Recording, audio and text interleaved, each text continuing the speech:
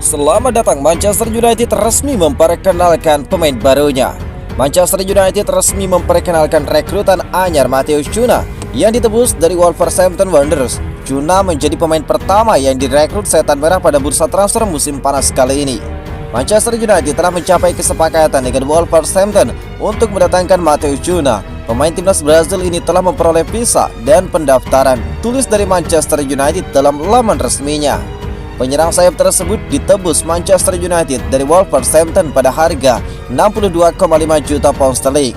Cunha bakal mendapatkan kontrak selama 5 musim dengan opsi perpanjangan kontrak di Old Trafford. Pemain 26 tahun itu sudah 13 kali memperkuat Brazil dan 270 kali bermain di tingkat klub untuk mencetak 72 gol dari Liga Inggris, Liga Spanyol, Liga Jerman, dan Liga Swiss. Selama membela Wolverhampton 2,5 musim terakhir, Cunha mencetak 33 gol dari 92 penampilannya. Cunha diharapkan menjadi pendongkrak penampilan Setan Merah yang mengalami musim begitu buruk dengan finish di urutan ke-16 di musim ini. Selain Matheus Cunha, Setan Merah masih bergerak mengejar sejumlah pemain lainnya. Meski belum diketahui siapa yang bakal segera merapat dalam waktu dekat setelah Matheus Cunha, jelas menarik mengikuti pergerakan transfer Manchester United demi menuju kebangkitan musim berikutnya. Alasan Garnacho meninggalkan Manchester United dan bakal memilih gabung dengan Chelsea daripada merantau ke Italia. Alejandro Garnacho dikabarkan bakal segera meninggalkan Manchester United dan menariknya sang winger muda lebih condong untuk berlabuh ke Chelsea daripada hijrah ke Serie A bersama klub-klub top di Italia. Keputusan United untuk melepas Garnacho muncul di tengah memanasnya hubungan sang pemain dengan manajer baru mereka, Ruben Amorim. Hubungannya retak ini menjadi sinyal kuat bahwa masa depan Garnacho di Old Trafford mulai suram. Ketegangan memuncak setelah Garnacho dicoret dari daftar starter di final Liga Eropa. Keputusan yang mengundang banyak tanda tanya. Bahkan adik Garnacho yang juga berperan sebagai agennya tidak ragu mengungkapkan kekecewaan lewat media sosial. Meski tetap dimasukkan dalam skuad untuk tur pramusim ke Asia, sikap Amorim terhadap Garnacho dianggap menunjukkan bahwa relasi keduanya sudah sulit diperbaiki. Situasi ini memperkuat indikasi bahwa Garnacho bakal segera angkat kaki. Ketika kabar soal renggangnya hubungan Garnacho dengan Amorim beredar, sejumlah klub langsung bersiap untuk memanfaatkan situasi. Klub seperti Chelsea, Napoli, Juventus, dan AC Milan pun muncul sebagai peminat serius. Napoli bahkan sempat disebut menjadi klub paling depan dalam perburuan setelah sang direktur olahraga melakukan pendekatan langsung kepada Garnacho. Sementara itu Juventus dan Milan juga ikut memantau kondisi sang pemain dengan seksama. Dari semua peminat, Chelsea menjadi yang paling aktif. Klub asal London ini tengah membangun fondasi baru bersama Enzo Maresca, dan Garnacho dianggap sangat sesuai dengan gaya bermain yang diusung.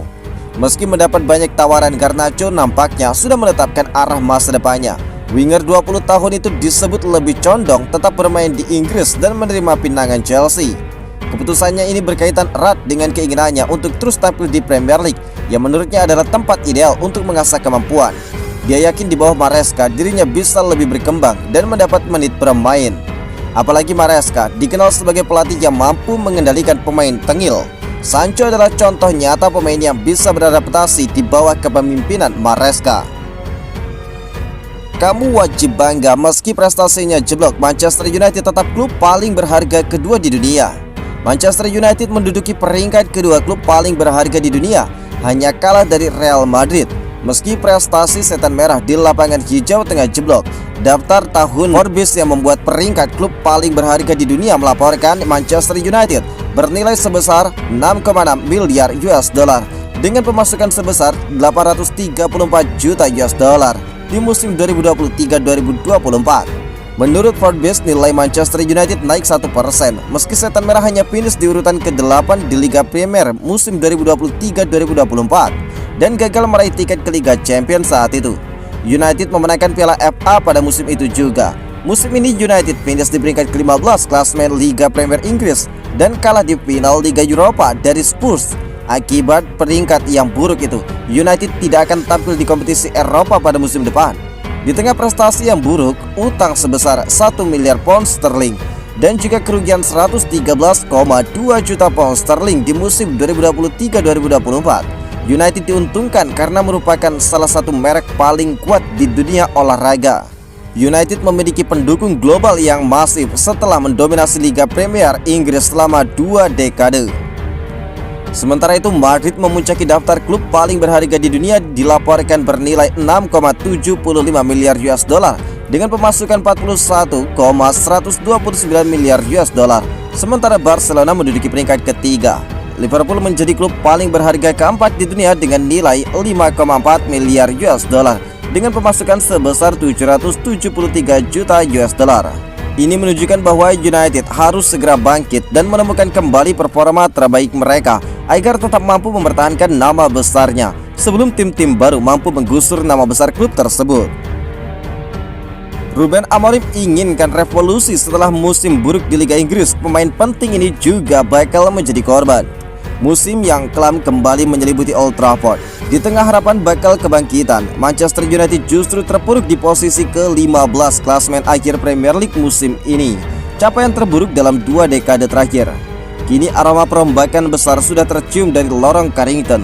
Nama Casemiro, gelandang senior yang diboyong dari Madrid dengan harga selangit pada 2022 dilaporkan bakal dilepas. Bukan tanpa sebab, usianya yang tidak lagi muda dan sisa kontrak yang tinggal setahun membuat klub harus berpikir realistis di tengah tekanan finansial yang mendera. Dalam pusaran krisis ini, sebuah kabar mengejutkan datang dari Turki. Mantan pelatih United Solskjaer yang kini menangani Besiktas disebut ingin memanfaatkan sisa kemampuan dan mentalitas Casemiro. Sang gelandang Brazil tinggal menyisakan 1 musim dalam kontraknya, dan kondisi keuangan United bisa membuat mereka terpaksa melepasnya dengan harga miring. Bagi Besiktas, mendatangkan pemain dengan pengalaman segudang seperti Casemiro jelas merupakan investasi besar dalam perburuan gelar domestik dan kompetisi Eropa. Tekanan finansial memaksa manajemen mempertimbangkan penjualan sejumlah pemain kunci. Bruno menjadi nama yang paling mencuat karena nilai pasarnya cukup tinggi. Di sisi lain, Casemiro dinilai sebagai simbol dari kebijakan transfer United yang gagal. Harapan saat itu adalah dia bisa membawa kestabilan dan mental juara. Namun kini di usia 33 tahun, dia dianggap tidak lagi sebanding dengan gaji tinggi yang diterimanya. Sebelumnya United juga baru saja ditinggal pemain seniornya Jonny Evans yang memilih untuk meninggalkan United setelah usianya tidak lagi muda. Pertandingan melawan Hong Kong itu menjadi penanda resmi pamitan Jonny Evans dari dunia sepak bola profesional. Bek 37 tahun ini sempat hengkang dari United pada 2014. Ruben Amorim menghadapi masalah di Manchester United. Kepala akademi klub tidak cocok dengan formasi 3 beknya. Ruben Amorim menghadapi tantangan besar dalam membangun kembali United sesuai filosofi sepak bolanya.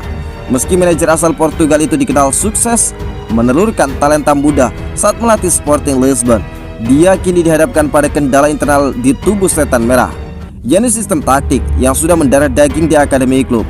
United punya tradisi kuat dalam mempromosikan pemain muda.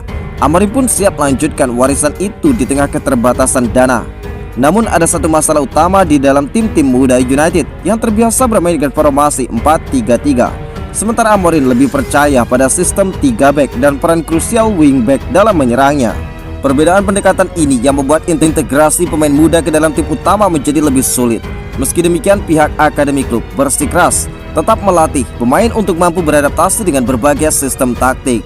Saat mengambil alih Sporting, dia meninggalkan formasi 4-2-3-1, warisan pelatih sebelumnya, dan menggantinya dengan pola 3-4-3 atau 3-4-2-1 dan sukses. Dia juga menyesuaikan sistem akademi Sporting agar sejalan dengan taktik tim utama, sebuah pendekatan yang kini dia perjuangkan di United. Sumber internal klub menyebut Amorim sudah menegaskan bahwa manajemen United sejak awal bahwa dia membutuhkan kebebasan penuh dalam menerapkan filosofi permainannya.